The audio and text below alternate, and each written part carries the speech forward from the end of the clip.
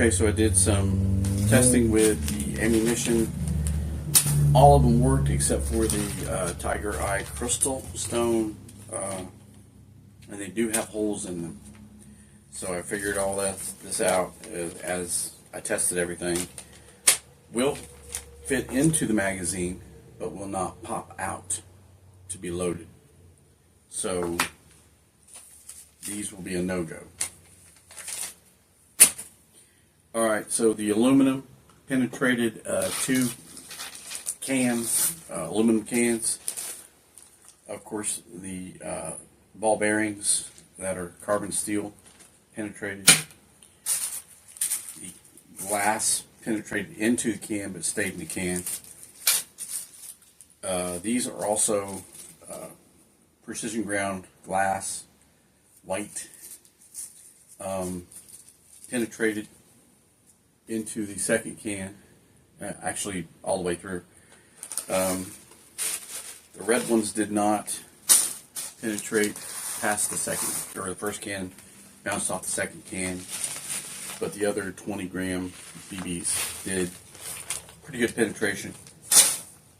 It went into the target, which is an archery target. It's pretty much been abused.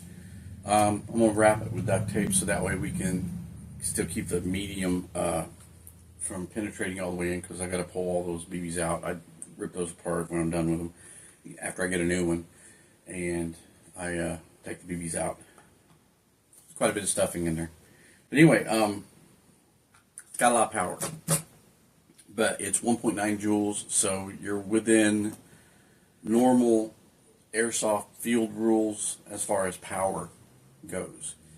If you were to get a different version of this in a 2.4 joule, 500, 700 feet per second type IVIC or novice bolt action sniper rifle, then you're going to not be able to use it in certain field, airsoft field rule or on airsoft fields because of the power.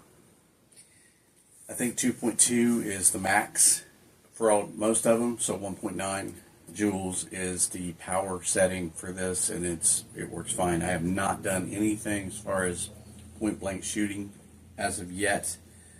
I think I might take it out to the country this weekend and do a short video on just the shooting, but I do not have a scope cam, so it would be pretty much I don't know how well you'd be able to see the shot, put it to you that way. So it's working out real good. I'm really wanting to try the 40 grams out at distance.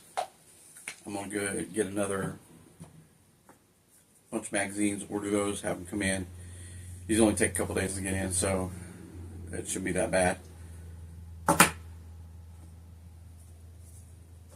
Look at these, because they look almost exactly the same between the BBs that came with it and the Bulldog precision polished. So, but this is the newer magazine. It came with a some type of a clip on it. I don't know if this is for, I don't even know if I have it on there right. So it's the only way it can go on. But certain types of magazines or whatnot, I couldn't tell you. Probably because of the way this little lip is, probably for pistol mags. But I just put it on there just so that way I know which one is loaded, because this one here came with the rifle and it's loaded with the BBs that it came with. And this will be the magazine for that, because that's the one I had not in the gun. This is the one with the precision Bulldog airsoft, so I know which one's which. And I keep this one in the gun pretty much. I just have it out for right now. I was doing a little bit of dry firing. There you go. A little bit of manipulation. You can't really push on one end or the other. You got to use 4 fingers to push up.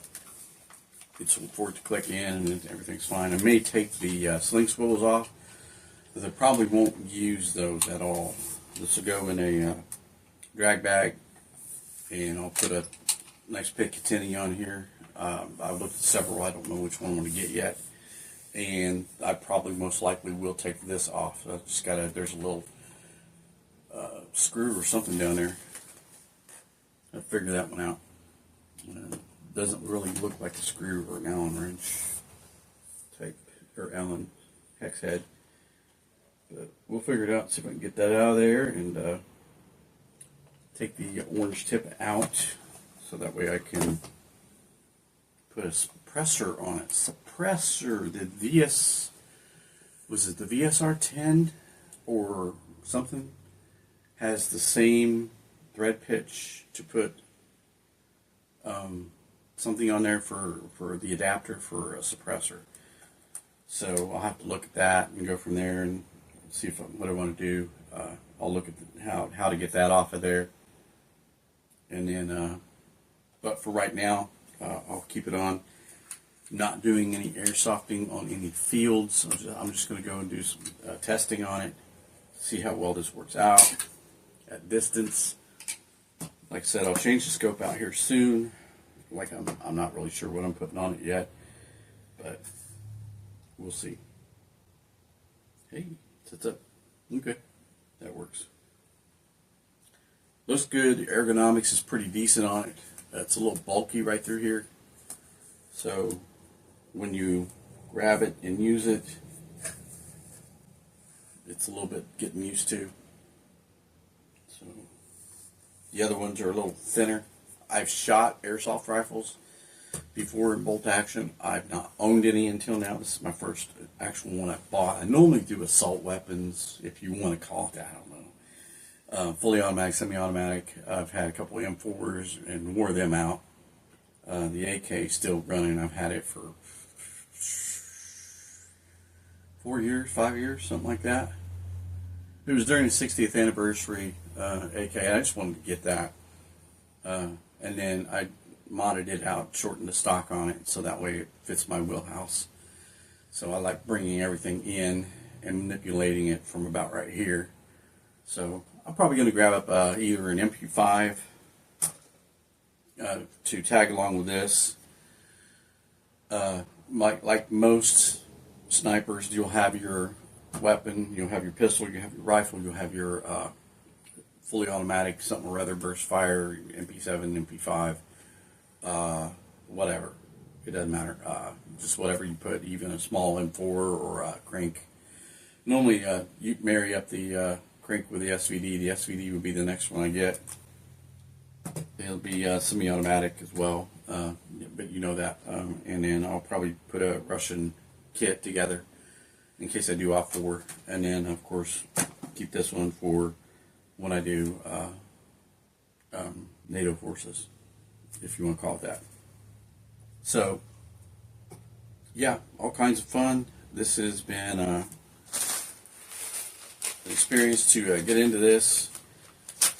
I have a lot of these still, so I'm not going to run out of BBs anytime soon, just with this single shot bolt action rifle. It's a 27 round magazine, if I'm not mistaken. I think I've got 20 in each, because it loads 5 BBs at a time, and I just pop it 4 times and it's in there. I think at least, I didn't really count, but I'm guessing 4 times. But yeah, these are not difficult to get into load. 1, 2, 3, 4, 5. Yeah, 5 at a time. So I know I put, because I couldn't load anymore, so I might have put the full max 27 in this, because I haven't even shot this one out yet. You really can't unload these, I don't think, if you wanted to, because that right there, that little catch or extractor, or whatever you want to call that, does not. Oh yeah, it does too. Huh. Hey, I found out how to unload these. That was cool. Not really. Alright, so let me do this.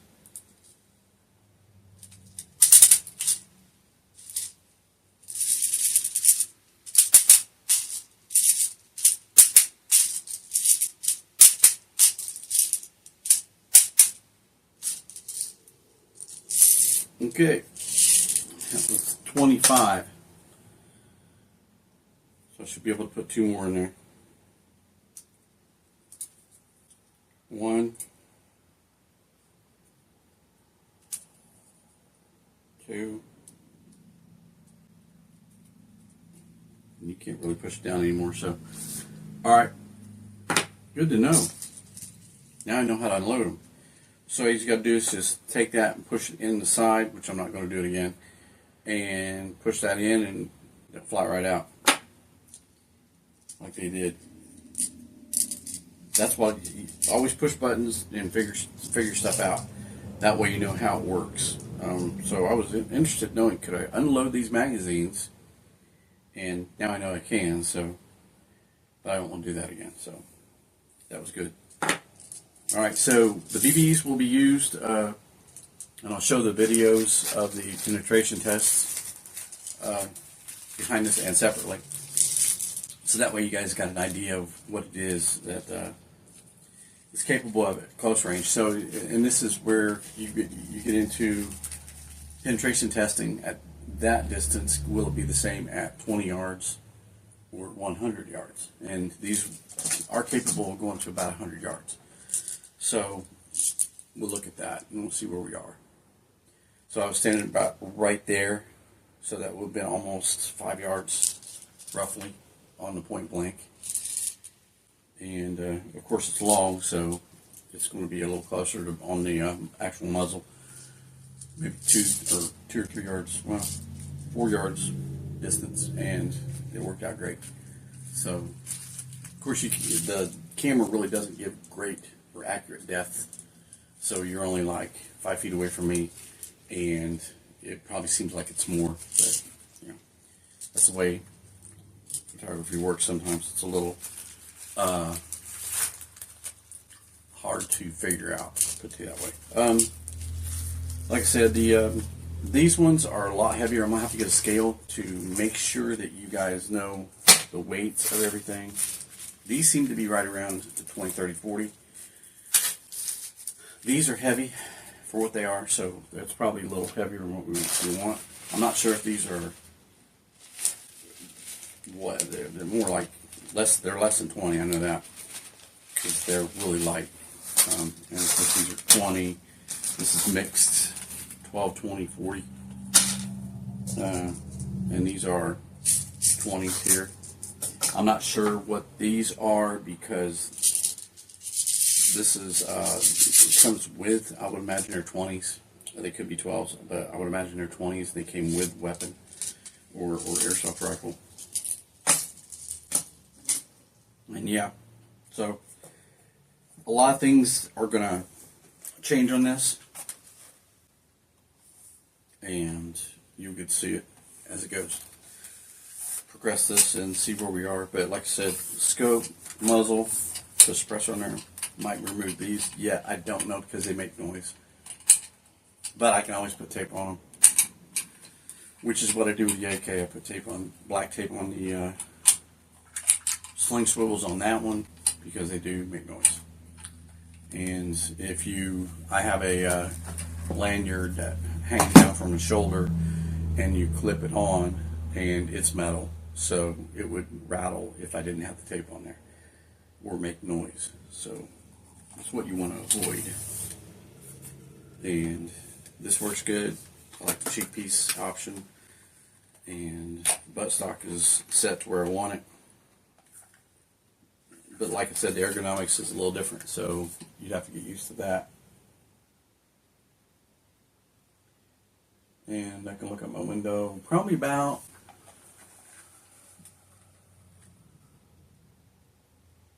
police car going up that way. Probably about,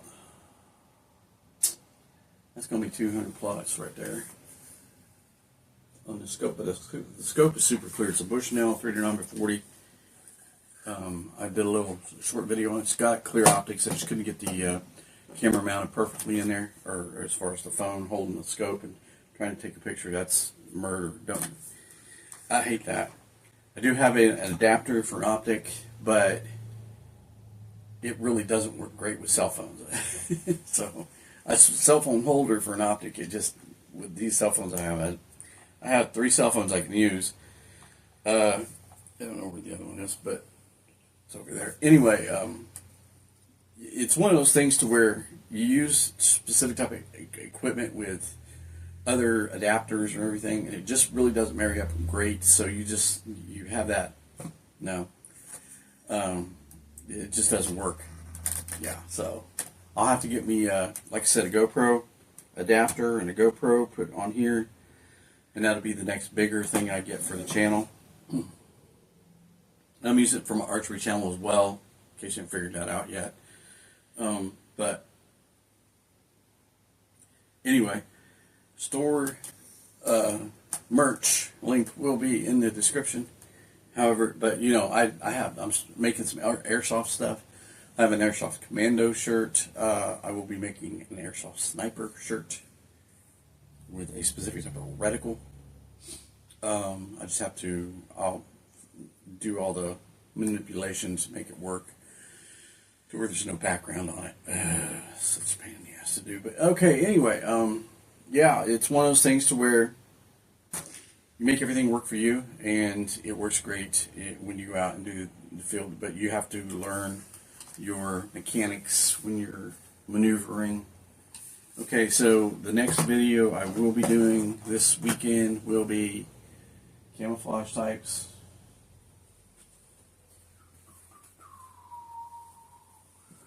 Will a body veil be enough camo for you to disappear from?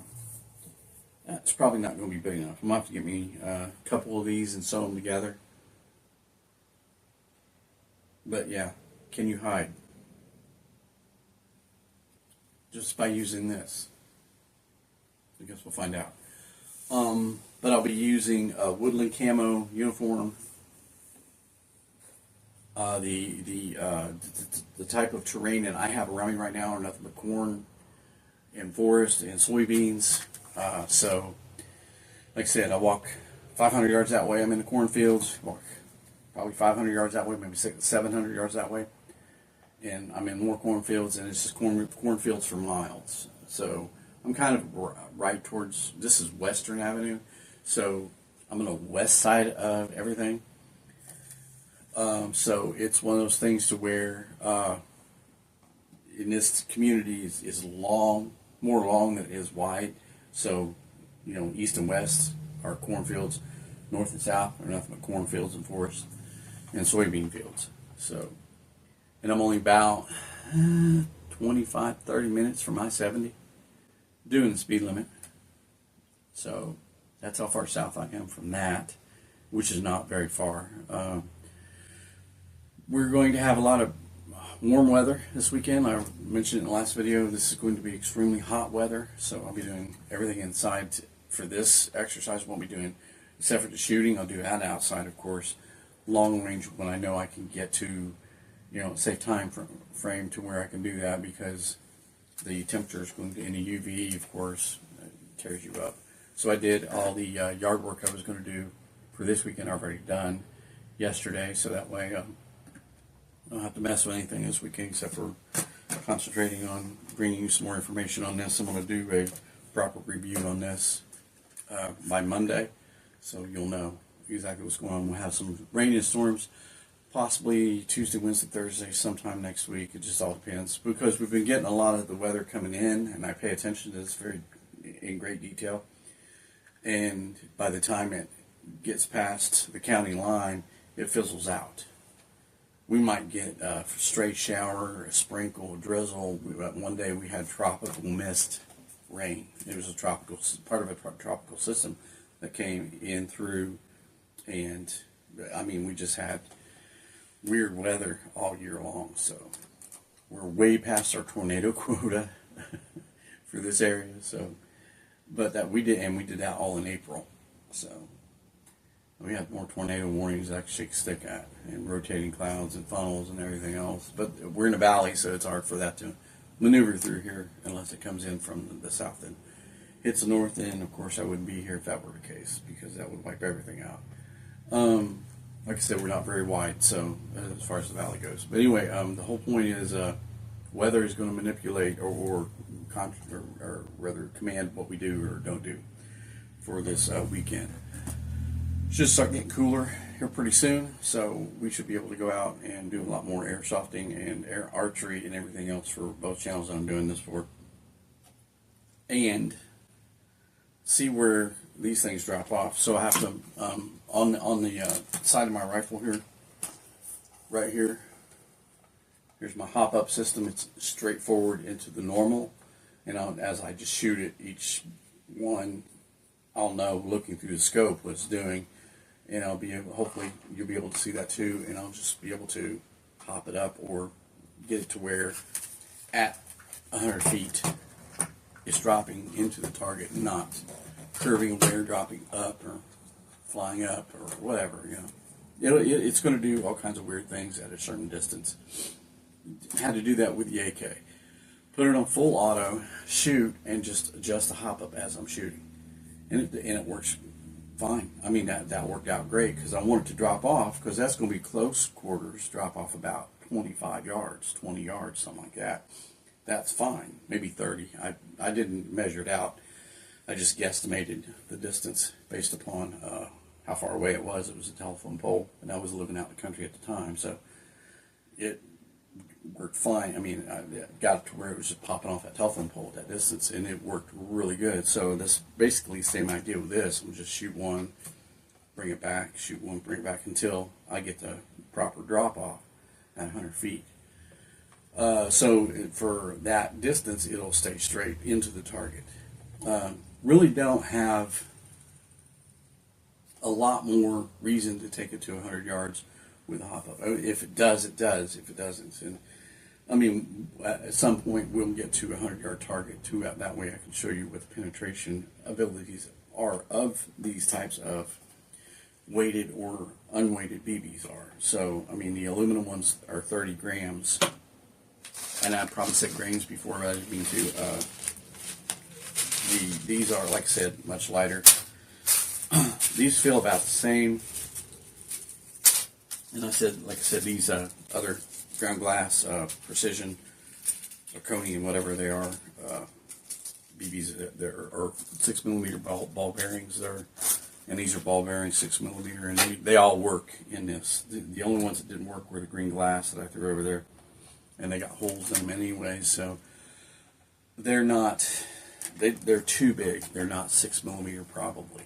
Exactly. They're probably 6'5", 6'3", something like that. They're going to be way bigger because you can put them in, but they will not load. So there's no way that, I'm going to try to shove one of those down the tube when it's not going to work. So we'll just jam that up, and then I'll have a conundrum, and I'll have to get an aluminum rod and pound it out. And I don't want to do that. So we want to make sure we're safe, and we don't want to damage our equipment, and be safe with that. So I thought it'd be a cool option to get something that's like that and shoot it and see if it does any good. So, but not an option anymore. Like I said, I'm gonna get some 12 gram BBs. Like I said, I don't know how much these red ones are, but they are light. Some would guess they're close to that. They're definitely less than 20. You can put them in your hand. You can definitely tell the difference between the two. I have some, like I said, these are all mixed. When I shoot the target with the AK or the Glock, the BBs bounce out and are off, and I grab them up and just throw them in here. And I've done 40s and 20s and 28s. These are 28s for long range premium BBs from Elite Force. Elite Force Frontline Resolution. Yeah, I don't know. Biodegradable. So they will break down, and these are also biodegradable. Green. The other ones probably not. The glass, no. The ball bearings, carbon steel, no. Aluminum, no. These zirconium looking thingies that are precision ground, I don't know. Probably not. Probably glass, and the red ones, I'm going to guess that they probably are. It's only a guess. I mean, in the descriptions of these, they might show what the grain or weight is, but I'll use an actual scale for that purpose. And then I'll get a crony as well for the airsoft, and they're a little pricier than what I want to spend on something like that. But then again, it will efficiently or give me better information on the muzzle velocity when I do get this, to see if the muzzle velocity of the weapon matches what I get. So plus or minus. Like I said, it says 490 feet per second, but I'm going to say it's probably closer to 450, 420, something like that. It just all depends on the BB, I guess, itself. The lighter ones will go faster, but they will also not be as efficiently accurate as the heavier ones at greater distance. Alright, so I think that's pretty much it. Just make sure you subscribe. Check the links below. You guys can check everything out. That'd be great. At least go to that and check it out and see if you like it. These are really, really good weapons. There are different versions of this, but probably my next one would be the SVD, and then I'll get me a Vic or an Obrich and see if and throw a big comparison video up at some point. These are a little longer because I do a lot of shorts anyway, so I want you guys to get more information on the long ones, so that way you guys can pretty much know what you're getting yourself into. Okay, and when I put this thing together yesterday, and I did a video that showed the update on me getting that front screw in there, I just didn't press down to get it to where I could manipulate that screw and get it fastened on there. Now it's fastened on there and it's good to go. So, but the barrel still has a little bit of play in it, like it's almost floated. Okay, and I'd said something else, but I knew what I was talking about. I just couldn't get the word out. So it's floated and bedded. It's kind of sort of what you want to call it, but it's above the stock. So in an actual sniper rifle, there's a thing called vibration or nodal points on the barrel when it vibrates, going down the tube, the bullet, because of all the stress and everything. Touching one side or the other will throw that off just a little bit at a great distance. And we're talking long range. So before it's showing the effect of that. So you have to have a spaced, floated, or a bedded action. So you put this like fiberglass stuff into the stock and cause that from becoming weakened or spongy as it shoots, to where itself is smacking the barrel or vibrating against the barrel when you shoot the bullet down the tube. So that's for a real gun. The airsoft probably wouldn't have anything to do with that, but also it's realism. This is an M40A3 Marine sniper rifle. I'd like to get me an unertl on here, and one of those vintage ones, but they would cost an arm and a leg just to put a $80 or $70 rifle, just to put a massive amount of scope on that as far as expense. But it'd be cool if someone would make one that looked like the old Marine unertls. But I was Army anyway, so the M40 would be the or M24 would be the other one I would get besides this. Like I said, I'm not crazy about the short bolt, but I do believe you can change that out. But for this, I'm just keeping it like it is. There's not going to be any massive changes, but the scope and the front end here, take that off when I get to that point. But right now, I'm just leaving it on there. And like I said, it's got a little pin down here. I don't know if it's a screw or what, because it don't look like it has any slots on it. It could. I need to put a flashlight on so I can see better, because of all this shade and shadow. That light does not help much when you're trying to see fine things. So yeah, that's pretty much all I got for you. Like I said, subscribe, hit the notification bell. That way you get notifications on when I post these new videos, and you'll be more updated on the performance and whether or not these are worth the money you put into it. Which I'm going to say, as of right now, this one's well worth it. It's well below $100, so you don't have a $200 or $180 rifle that is going to take a lot of manipulation in order to get together and start using it. So with this, it was really easy to do. Like I said, it was just, I didn't know the push down, so that way I can marry that screw up to the action and barrel itself to secure this better. Now you know, because I told you. And a lot of people, of course, would figure it out on their own. Sure, I mean, you know, but with this being my actual first bought sniper rifle, airsoft, yeah, it's a different thing. So, like I said, I'm going to get this all ready to go for shooting this weekend, and we're going to do a camouflage video probably all this weekend. I have the Leaf and the Arcturus Gilly, and I have this. Like I said, this is